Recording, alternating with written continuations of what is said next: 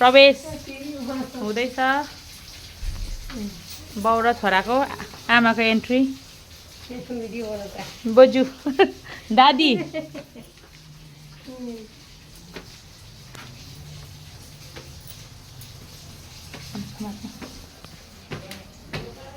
Dan simple ल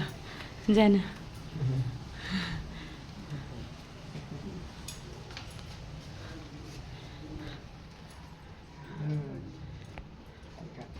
ल तपाईहरु गेस गर्नुस् कि हाम्रो दादाको चाहिँ छोरा भएछ कि छोरी भयो ल है ल आदिगोजी त थाहा पाइसक्नु भयो होला हैन तरै पनि कमेन्ट्स गर्नु होला कमेन्ट ल कतिको खुसी हुनुहुन्छ कस्तो नानी चाहिँ नर्मल भएको हो कि दादा सिजर हौ